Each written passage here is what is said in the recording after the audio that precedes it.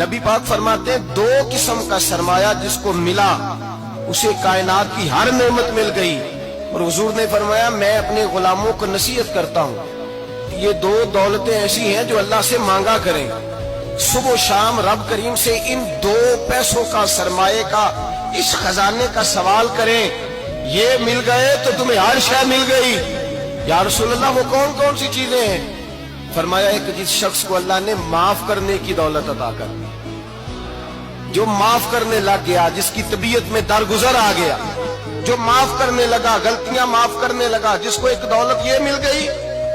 اور دوسرا میرے مصطفیٰ نے فرمایا جسے اللہ نے یقین کی دولت عطا فرما دی. جس کو یہ دو دولتیں مل جائیں, ایک درگزر کرنا, دوسرا رب رسول پہ یقین کامل رکھنا, اسے کائنات کی ہر شے مل گئی.